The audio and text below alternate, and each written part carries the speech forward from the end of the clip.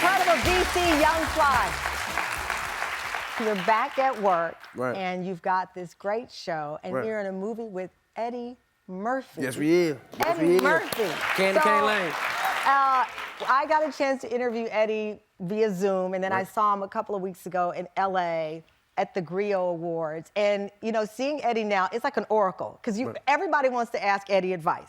Because he is Eddie Murphy. That's Eddie. Eddie. So there you are on set, and my understanding is you're watching everything he's doing, including Eddie doesn't show up unless he's reading lines. Listen, Eddie don't show up unless he reading lines. When I'm talking about literally not reading lines, his camera, like that shot right there. If that shot ain't on his face, he ain't there.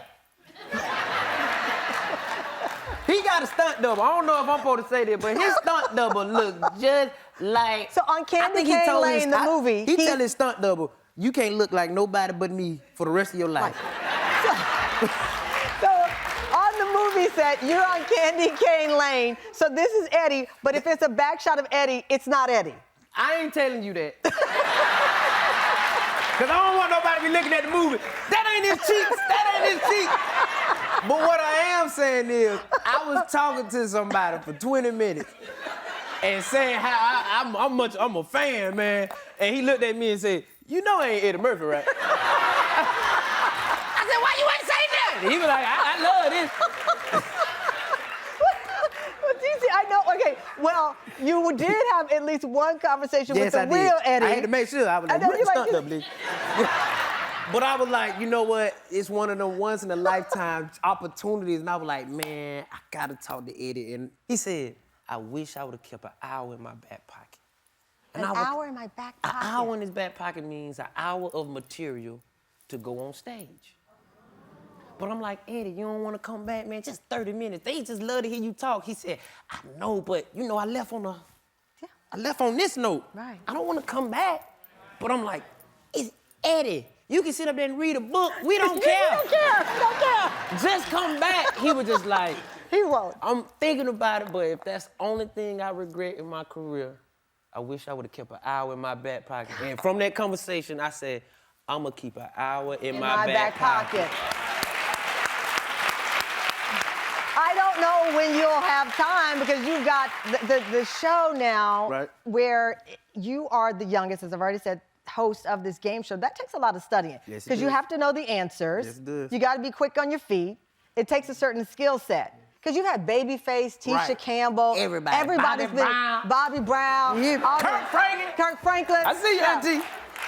Tiffany Haddish. So are you sometimes, like Bobby and I are friends, so when Bobby's in the square, are you like, Bobby, you don't know that answer? Or do you like, Bobby knows that answer? You'll be surprised. Because Bobby's smart. A lot of these people are smart. Yeah. You'll be surprised where they up there and they like, and I'm like, man, you don't know this answer. What you finna say? And then they say an answer and I'm like, I don't know. You better agree or disagree. But when they agree, and I'm like, you know what? It shows a level of skill, though. Yeah. You have to have a level of skill, and it shows a level of education. Yeah. Because it's black trivia, and then it also shows like how nosy people is. No.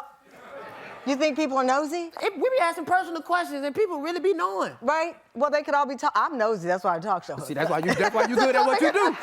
You good. So you got the comedy tour now. Right. Are you seeing the audience like right now? We're looking at the audience. When you're on a big stage like that 85 South tour, are you seeing the crowd? Or are you in a zone? But see, when we do it with Carlos Miller and Chico Bean, it's all that's improv. Yeah.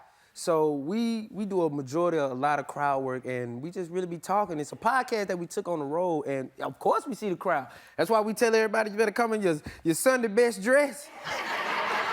It ain't no telling what we might say. Which is why when I watch Wild 'N Out, I'm so fascinated by, because I'm like, there are days when I'm thinking, does anybody go home crying when y'all are making Mariah jokes? It's like, they'll go in on Nick Cannon about Mariah leaving him, and everybody's laughing, and I'm like, is Nick in the corner crying after the show?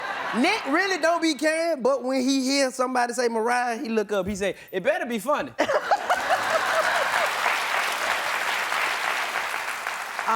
What's that? Executive. You want to executive produce shows, movies? Yep. I just,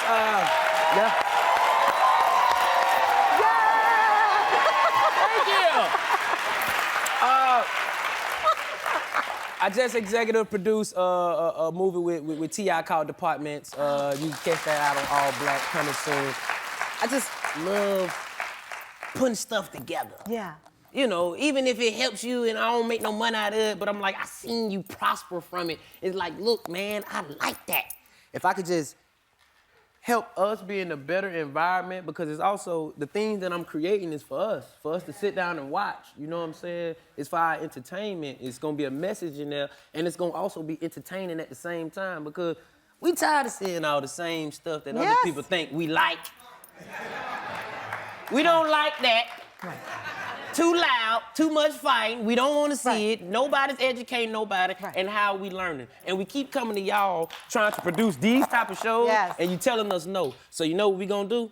Produce your own. Produce them ourselves. Fantastic, fantastic.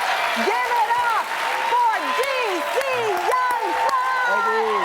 And be sure to tune in to Celebrity Squares Mondays on VH1. Watch Candy Cane Lane on Prime Video now, and listen to DC's podcast.